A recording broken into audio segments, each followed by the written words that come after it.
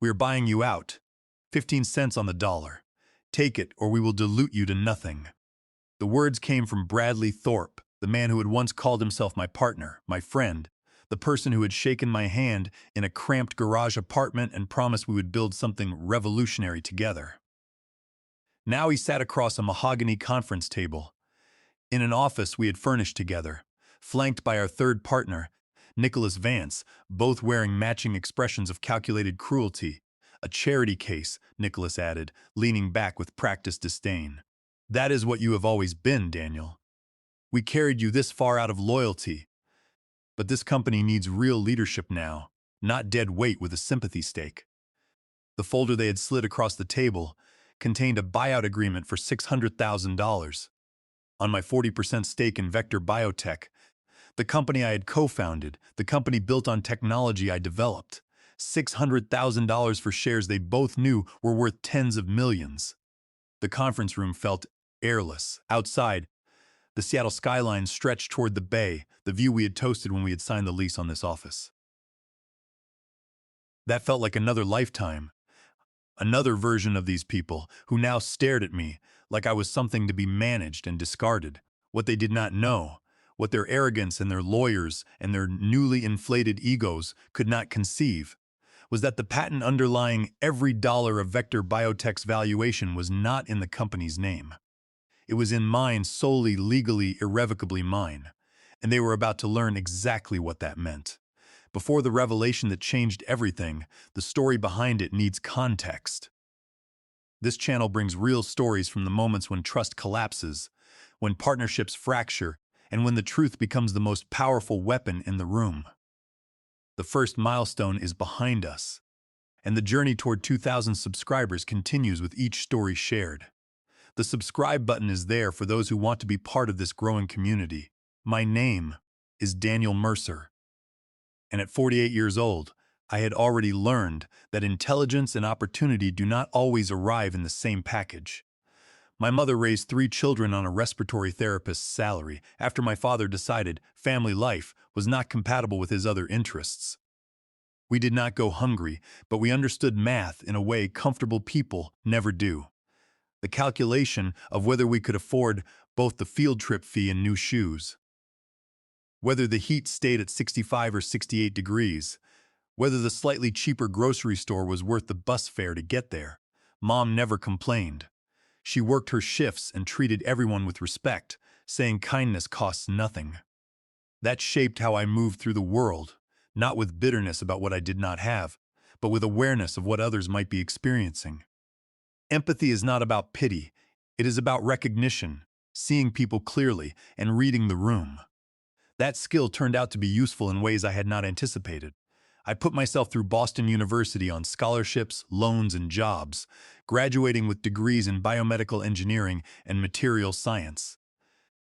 I then landed a research position at a medical device company developing next-generation prosthetics. The work was fascinating, but the corporate environment was suffocating, requiring 17 approval layers for every innovation. The gap between what we could do and what we were allowed to try felt like working with handcuffs on.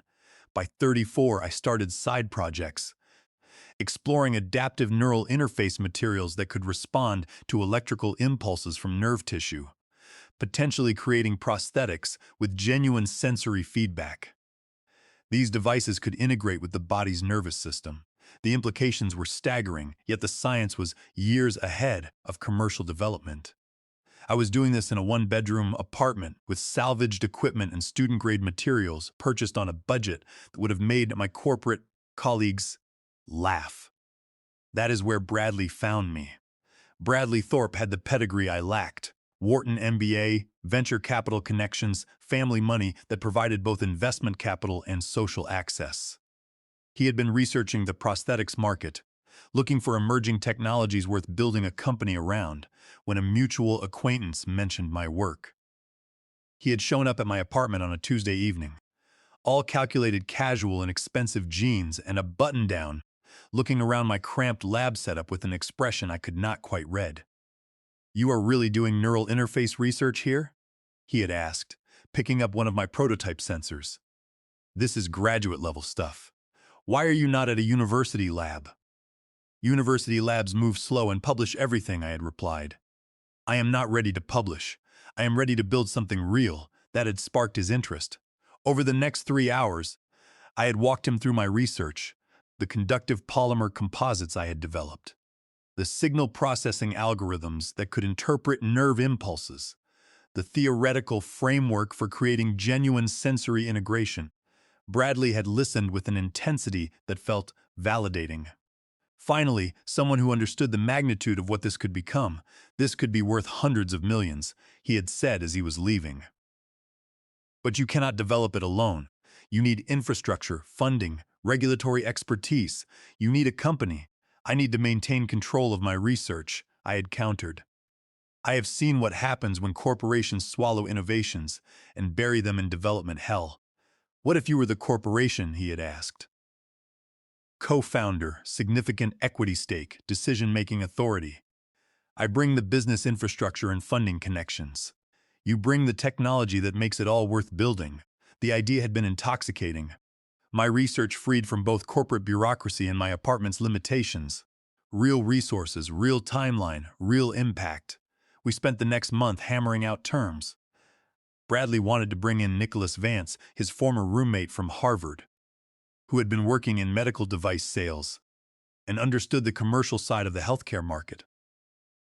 The three of us would split the company. Bradley and Nicholas would each hold 30%. I would hold 40% as the technical founder. It seemed fair. I had the core technology. They had the business expertise and industry connections. The lawyers had drawn up partnership agreements, operating contracts, equity structures, and everything formal and proper, notarized and filed. What I had done separately, on advice from a law school friend who had helped me pro bono, was file the core patents in my individual name before the partnership formed. The neural interface materials, the signal processing innovations, the integration protocols, all of it protected under patents listing Daniel Mercer as the sole inventor. Vector Biotech would license the technology from me. Exclusive license, generous terms, built to support the company's growth. But a license, not ownership. My friend had explained it simply. Your invention, your protection. The company can use it, build on it, make money from it. But if anything happens to the partnership, you keep control of the core intellectual property. At the time, it had felt like paranoid overcaution. Bradley and Nicholas were my partners, my team. We were building something together. I had filed the patents anyway. The first 2 years of Vector Biotech were everything I had envisioned. We raised seed funding, then a Series A round that brought in $12 million, built a proper lab, hired brilliant engineers, and started clinical trials for a prosthetic hand with genuine tactile sensation. The results were extraordinary. Patients could feel texture, temperature, and pressure. A patient who lost her hand in an accident cried when she felt her daughter's face for the first time in 6 years. And a veteran could feel the weight of his son's glove. Media coverage was overwhelming, with profiles in medical journals and interest from manufacturers. Our valuation climbed from $12 million to $40 million, then approached $200 million as we neared Food and Drug Administration approval. Bradley and Nicholas fielded acquisition offers monthly. My 40% stake was worth $80 million on paper. I moved into a modest house, paid off my student loans and my mother's mortgage, and slept regular hours for the first time in years. The work remained extraordinary. But my relationship with Bradley and Nicholas shifted.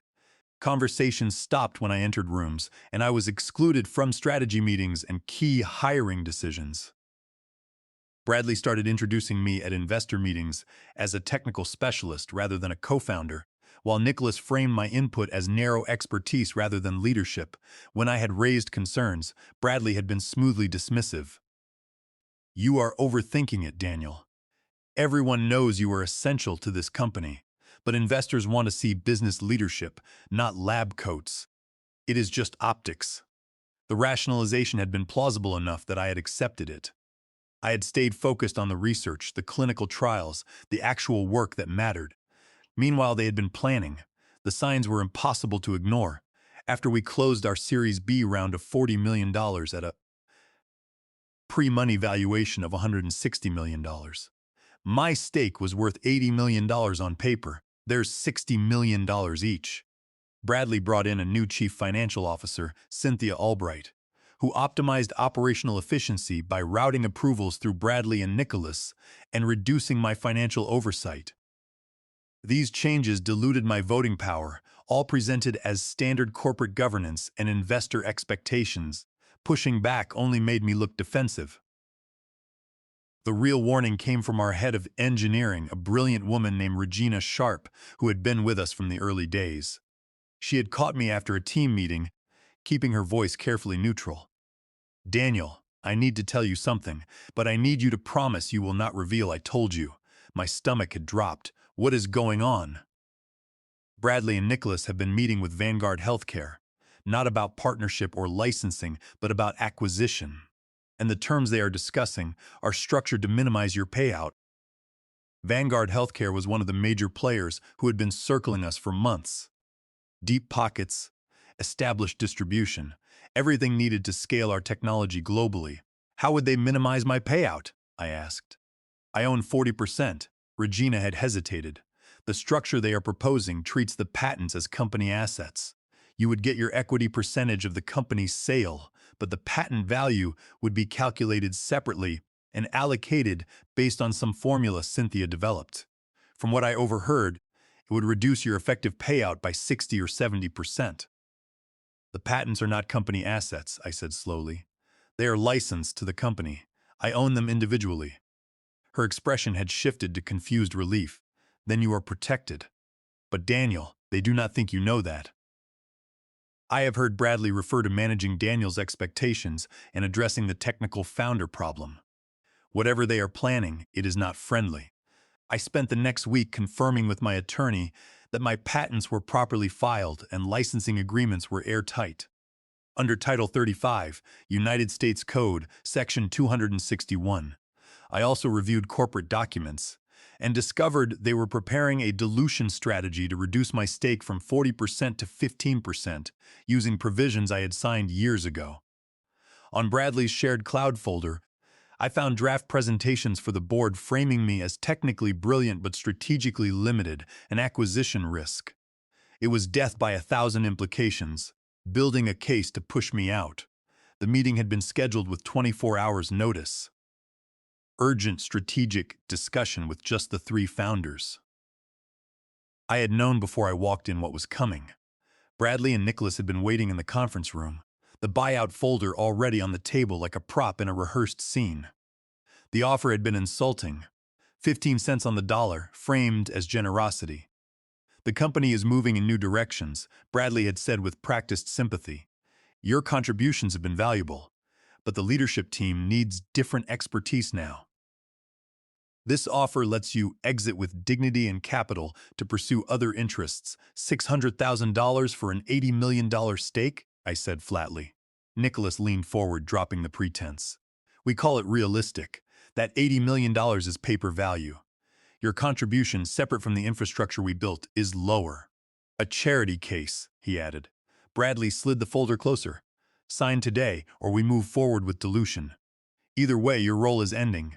The rage that moved through me was not hot. It was ice cold and perfectly clear. 3 years. I had spent 3 years trusting these people, building alongside them, believing in shared purpose and mutual respect. And they had been planning to rob me the moment it became convenient. I had pulled out my phone, opened my document folder, and placed it on the table between us. Before I respond to your offer, I said quietly, I want to make sure we are working from accurate information. You mentioned technology developed on company time with company resources. Let us clarify that. I had pulled up the first patent. This is the core neural interface polymer composition. Patent filed 14 months before Vector Biotech was incorporated. Sole inventor, Daniel Mercer. I pulled up the second, signal processing algorithms for nerve impulse interpretation. Filed 11 months before incorporation. Sole inventor, Daniel Mercer. The third, integration protocols for sensory feedback systems. Filed 8 months before incorporation. Sole inventor, Daniel Mercer. I had looked up at their faces. Bradley had gone pale.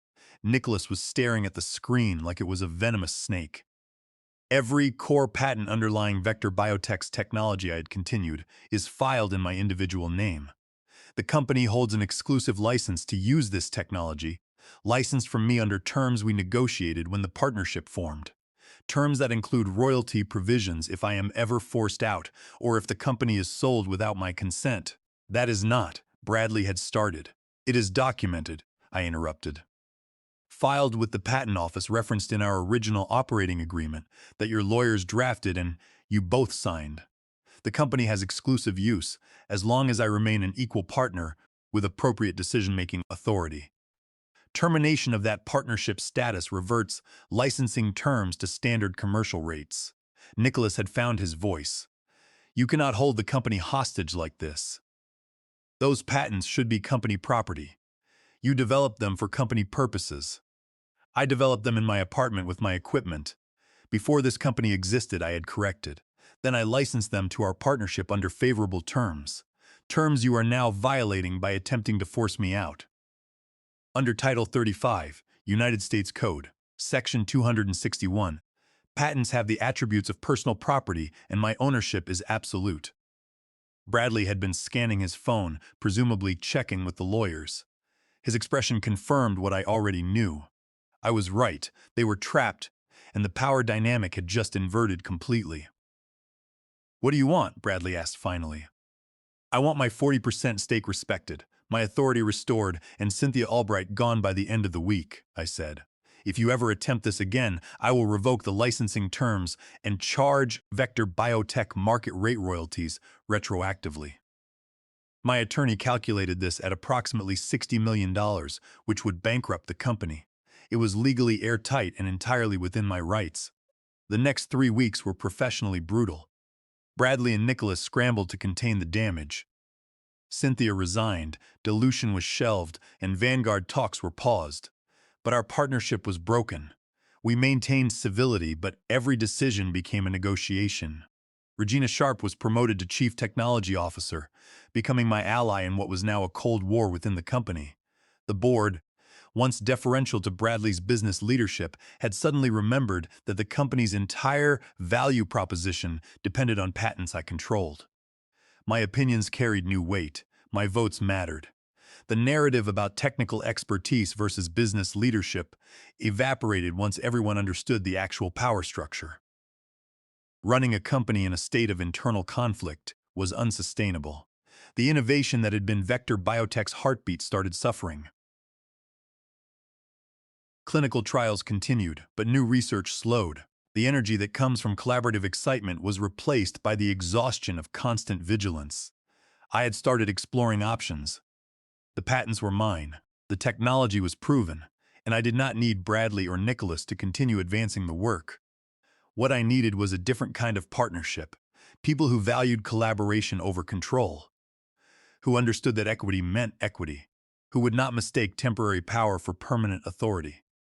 I had found them at Oak Ridge Biomedical, a mid-sized medical device company with an excellent reputation and ethical leadership.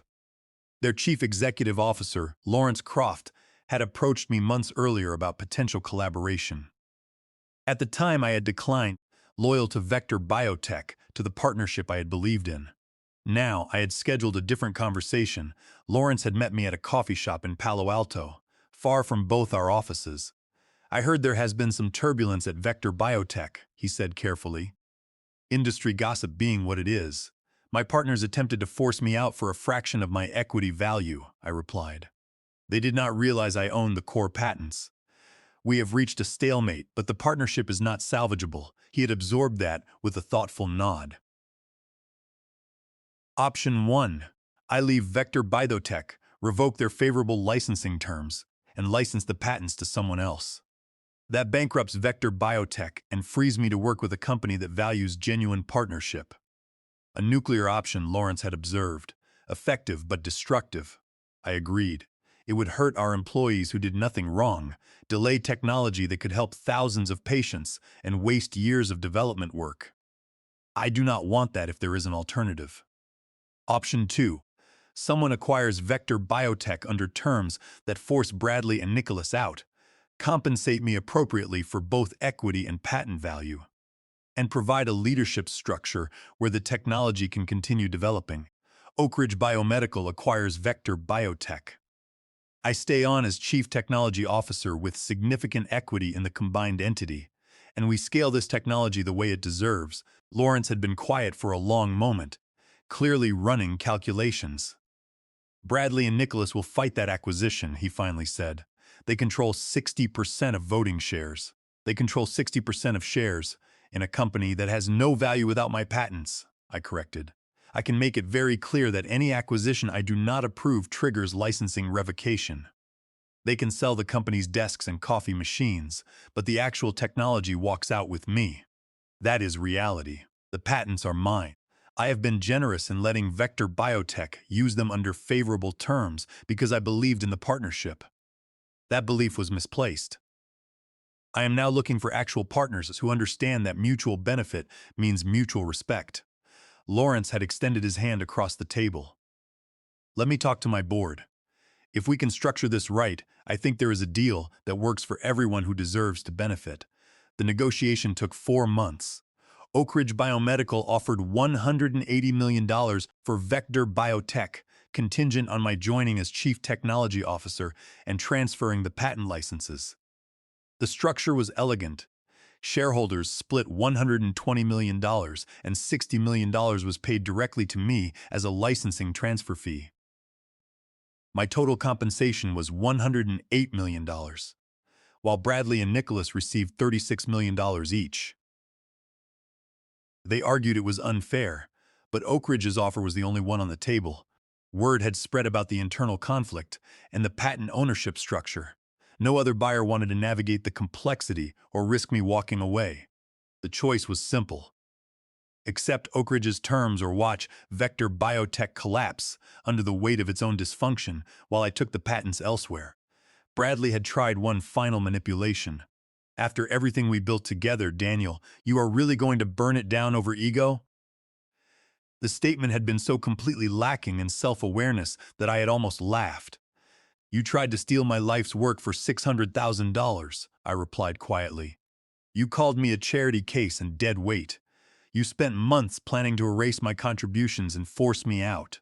Don't lecture me about ego or partnership. Sign the papers or don't, but I am done pretending you deserve more consideration than you have ever shown me. They had signed. The transaction had closed 6 weeks later.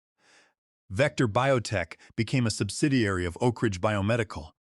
I joined Oak Ridge's leadership team with the resources to advance neural interface technology. Most of Vector's employees, including Regina Sharp and the engineering team, came with me. Bradley and Nicholas had their payout, but faced lasting professional consequences as the story of their attempted betrayal spread. The lesson runs deeper than one partnership. Technical founders often face this vulnerability, being pushed aside once the business scales, told they cannot handle commercial realities. Often, it is a power play to consolidate control. The protection is not just legal, but understanding power dynamics and maintaining leverage. I filed those patents separately to protect my work before sharing it, ensuring generosity came from choice, not vulnerability. My licensing terms were favorable to help the company succeed, but structured so betrayal had consequences. Bradley and Nicholas assumed I was powerless due to my minority position, but they forgot that patents represent ongoing value, fundamental to the company's future. 2 years after the acquisition, the work at Oak Ridge Biomedical had exceeded my initial expectations. We had received FDA approval for our first-generation prosthetics, launched second-generation devices with expanded sensory capabilities, and started clinical trials on neural interface applications beyond prosthetics, including potential treatments for paralysis, sensory disorders, and chronic pain conditions. The technology my apartment research had sparked was reaching patients who had been waiting for exactly this breakthrough. Every success story, people regaining function, independence, and connection to their own bodies, validated why the fight had mattered. Lawrence Croft had been the partner Bradley had pretended to be. Collaborative, respectful, and genuinely interested in advancing technology rather than just extracting value from it. We disagreed on strategy sometimes, navigated complex decisions together, and built something sustainable because it was built on actual mutual benefit. My mother had retired comfortably. I had endowed a scholarship at Boston University for first-generation college students in biomedical engineering. The money from the acquisition had provided security, but more importantly, it had provided the freedom to focus on work that mattered without constant vigilance against betrayals. Bradley and Nicholas had landed on their feet financially. $36 million cushions most falls, but their professional reputations carried permanent asterisks. The story of trying to cheat their co-founder followed them. Investors were cautious. Potential partners asked pointed questions. Some mistakes cost more than money. Some betrayals echo longer than bank balances last. If there is wisdom to extract from this experience, it is not cynicism about partnership or paranoia about trust. It is understanding that protection and generosity are not opposites. Filing patents in my own name before forming the company was not distrust. It was due diligence. Licensing those patents under favorable terms was generosity. Maintaining leverage if that generosity was abused was wisdom. The people who will betray you rarely announce themselves. They will speak partnership language while planning power plays. Use collaboration rhetoric while consolidating control. They will make you question your own perceptions, doubt your value, and accept diminishment as professionalism. The defense is documentation, clear agreements, and understanding where actual power resides. Not to wield it cruelly, but to ensure fairness remains mutual. Bradley and Nicholas had called me a charity case, dead weight, and a technical specialist who needed to step aside for real leadership. They had believed their business expertise was the company's foundation, and my contributions were interchangeable technical labor. They had learned otherwise when $60 million in royalty obligations materialized from the patents they had assumed were theirs to control. The lesson cost them nothing compared to what it could have cost me. $600,000 for $80 million in equity, permanent diminishment of contributions, and erasure from the story of the technology I had created. They had rolled the dice on my ignorance or powerlessness. They had lost because I had understood something fundamental. Generosity requires protection, collaboration requires leverage, and trust without verification is vulnerability waiting to be exploited. But the memory remained sharp. The conference room, where Bradley had tried to force me out, was renovated when Oak Ridge Biomedical integrated the offices, changing the furniture and the energy. The mahogany table where betrayal was attempted now hosted collaboration meetings, and the space where I had been called dead weight was now where our team planned clinical trials that would help thousands of patients. The smile on my face when they demanded I accept $600,000 and walk away, that had not been triumph. It had been recognition, understanding that how people wield power reveals who they actually are. Bradley and Nicholas had wielded power through attempted theft, through diminishment, and through calculated cruelty. When that power evaporated, when the patents they had assumed were theirs turned out to be mine, when $60 million in royalty obligations appeared, they had revealed themselves completely. Some people lead through collaboration, others manage through control. The difference becomes obvious when power dynamics shift, and the person they had underestimated holds all the actual leverage. The journey from garage apartment to medical device innovation was not straightforward. The path from partnership to betrayal to justice was harder than the technical challenges ever were. But both journeys taught the same fundamentals lesson. Protect what matters, document everything, and understand that the most important patents are not just the legal ones. They are the protections built into every agreement, every structure, and every relationship before trust is tested and found wanting. This channel continues sharing these stories as the subscriber count grows toward 2,000. Real experiences, from the moments when professional relationships fracture and the outcomes reshape careers. The subscribe button remains available for those interested in these ongoing narratives from the corporate battlefield. Some partnerships end in mutual success, others end in betrayal and forced resolution. The difference often comes down to who understood power, who documented protection, and who realized too late that the person they had underestimated held every card that actually mattered.